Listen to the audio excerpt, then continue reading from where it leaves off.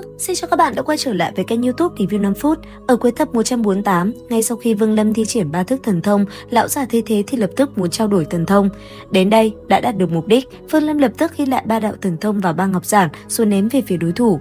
Lão già kiểm tra xong để có phần bội phục, cũng dùng ngọc giản ghi lại thần thông đệ tam nhãn đưa cho Vương Lâm, nhưng hắn cố tình để lại vài điểm sai sót tai hại để gài bẫy. Vương Lâm nhận thấy ngọc giản, vận chuyển tâm huyết nhìn thấu ngay manh mối giả mạo, nhờ những cảm ngộ từ bước thứ 3 như không vạch trần. Cảm thấy mình có lợi lớn trong giao dịch này, Vương Lâm do dự một chút rồi ôm quyền nhắc nhở. Đạo hữu, số lượng sát lục chi khí tốt nhất không nên vượt quá 10 vạn, nếu không sẽ có nguy hiểm, cáo từ. Nói rồi, Vương Lâm vội vã bay đi, lão già ngẩn người, trầm ngâm nhìn ngọc giản một lát rồi dẫn tộc nhân rời đi. Không lâu sau, Vương Lâm đã trở lại động phủ của mình, các tu sĩ gần đó lập tức tháo chạy, nhưng lại vùng cấm ngàn dặm cho hắn. Hơn nửa tháng tiếp theo, Vương Lâm tại động phủ dành trọn thời gian để nghiên cứu, tu chỉnh và bắt đầu nắm bắt thần thông đệ tam nhãn. Vào một ngày đẹp trời, một đám mây đen khổng lồ bất ngờ bao phủ bầu trời thanh linh tinh, sấm sét vang lên vang dội. Vương Lâm đứng trên đỉnh núi, tay nâng chiếc lôi đỉnh nhỏ bằng bàn tay đang lập lòe lôi quang. Từ trên trời, một tia tiên lôi khổng lồ mang theo tinh khí nồng đậm bổ thẳng xuống để dẫn dắt người giữ lôi đỉnh vào lôi tiên giới. Thế nhưng, ngay trong nháy mắt, Vương Lâm lại thu lôi đỉnh vào túi trữ vật để cắt đứt sự dẫn dắt. Hắn thì thào nói, đây chính là tiên lôi. Ngay khi đạo lôi điện giáng xuống, Vương Lâm vận chuyển nguyên thần, lôi quang bao bọc khắp cơ thể. Hắn lao thẳng lên không trung, há miệng nuốt trọn đạo tiên lôi vào bụng. Sấm sét nổ tung dữ dội trong cơ thể, khiến Vương Lâm chịu áp lực cực lớn như bị cổ thần đâm trúng, rơi thẳng xuống đất và tạo ra một hố sâu. Sấm sét từ người hắn bắn ra ngoài thành một cơn lốc trong vòng 10 dặm. Ở dưới lòng đất, hắn nhắm nghiền mắt, điên cuồng vận dụng lôi nguyên thuật để hấp thụ thiên địa nguyên lực nồng đậm từ tiên lôi. Khi tầng mây trên trời chuẩn bị tản đi, Vương Lâm mở mắt đầy hưng phấn, lao ra khỏi lòng đất. Hắn tiếp tục vỗ túi trữ vật, lấy lôi đỉnh ra một lần nữa. Đám mây sấm sét bị kích động để ngưng tụ lại, giáng xuống đạo tiên lôi thứ hai. Vương Lâm cười lớn lại thu lôi đỉnh vào, hắn tiếp tục lao lên, há miệng nuốt chửng đạo tiên lôi thứ hai này. Một tiếng nổ khủng khiếp rung chuyển toàn bộ thanh linh tinh vang lên, thân hình Vương Lâm lại rơi xuống mặt đất, hắn lập tức khoanh chân ngồi xuống, toàn thân run rẩy dữ dội để hấp thụ sức mạnh. Cùng lúc đó, trên bầu trời, đám mây sấm sét do không chịu nổi gánh nặng đã nhanh chóng tiêu tan với tốc độ gấp mấy lần lúc trước. Thế nhưng bất ngờ, đang hấp thu tiên lôi, nguyên thần của Vương Lâm bất ngờ xuất hiện, rồi cuốn lấy chiếc lôi đỉnh bay thẳng lên trời cao. Hành động này khiến đám mây sấm sét đang định tiêu tan bỗng trở nên phẫn nộ, chúng ngưng tụ lại một chỗ, tạo thành đạo tiên lôi thứ ba vô cùng hung mãnh. Trận lôi đỉnh này trông như một cơn lốc xoáy khổng lồ do mây sấm tạo thành, cuốn văng mọi thứ và giáng xuống từ không trung. Dị tượng tản ra khắp tinh cầu lập tức khiến tu sĩ khiếp sợ, còn phàm nhân thì thành kính quỳ gối cầu xin tổ tiên che chở. Nhìn thế, trận lôi đình đổ xuống, Nguyên Thần Vương Lâm ở giữa không trung lẩm bẩm, dường như tiên lôi này hơi lớn một chút. Dứt lời, Nguyên Thần Vương Lâm lao há miệng lao lên, nuốt lấy, nhưng lần này hắn không nuốt hết mà chỉ nuốt một nửa rồi nhanh chóng lui về mặt đất. Vương Lâm mở bừng mắt, dùng tay phải nắm chặt lấy lôi đỉnh, còn đạo lôi điện dữ dội cùng cơn lốc xoáy khổng lồ phía sau đuổi theo không buông, cuối cùng bị hút vào trong chiếc lôi đỉnh. Chỉ trong nháy mắt, toàn bộ cơn lốc sấm sét khổng lồ trên bầu trời thanh linh tinh đã bị hút trọn vào trong đỉnh.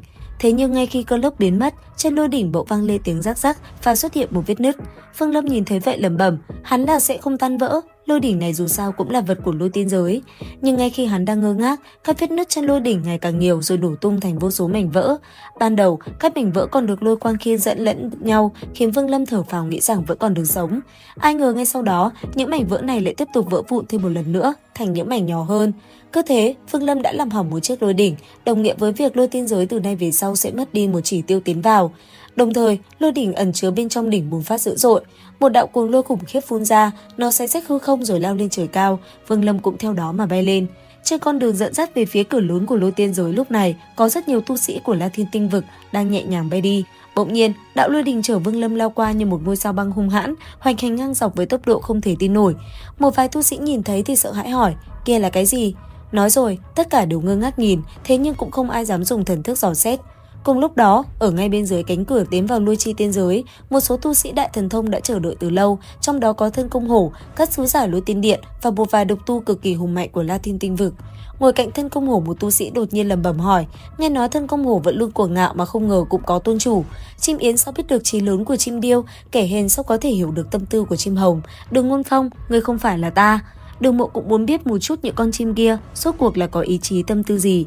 Nghe vậy, Thân Công Hổ không đáp, trong khi Đường Ngôn Phong thầm cười nhạo thì từ xa, một đạo ánh sáng chói lòa bỗng xuất hiện. Tất cả tu sĩ tại chỗ lập tức giơ mắt nhìn, đạo ánh sáng lao thẳng vào bên trong cánh cửa lôi điện rồi biến mất trước ánh mắt của đám đông. Một tu sĩ đứng ngây người thốt lên hỏi, đi vào rồi sao? Dứt lời, tất cả cũng đồng loạt xuất hiện câu hỏi như vậy. Đường Ngôn Phong cũng kinh ngạc hỏi, đây là cái gì? Sao lại có thể đi vào trước khi cửa mở ra?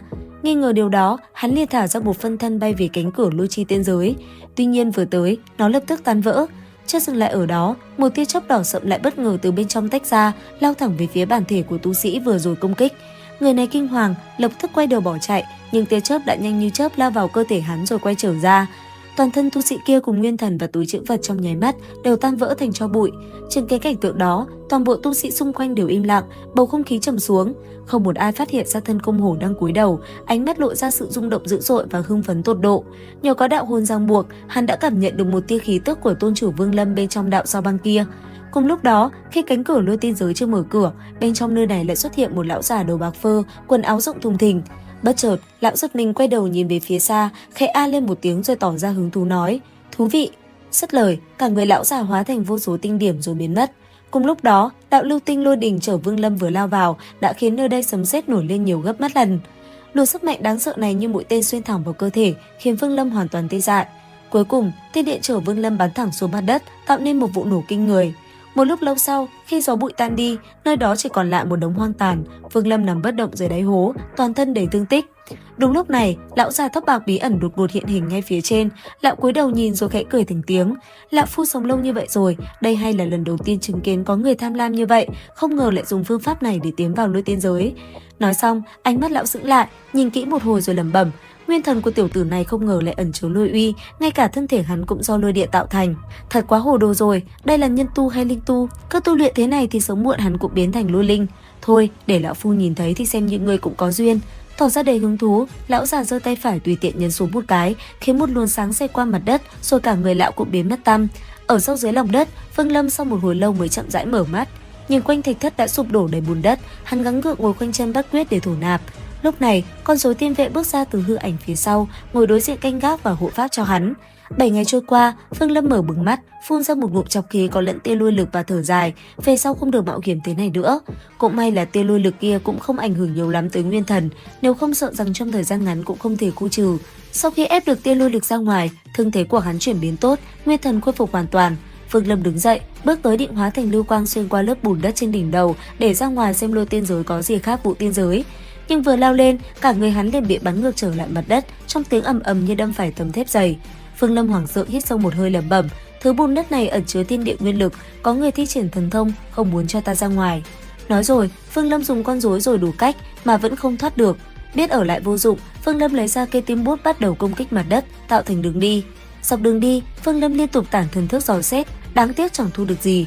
Cứ như vậy, Vương Lâm đi lòng vòng, nhìn thấy đường ra, nó lại bất ngờ biến mất, khiến Vương Lâm rơi vào cảnh bị giam cầm mà không thể làm gì. Trong khi đó, ở một nơi khác tại lôi tiên giới, lão già tóc bạc chắp tay sau lưng lẩm bẩm đầy hứng thú với nụ cười trên môi nói: lâu rồi không gặp tiểu bối có duyên với lão phu.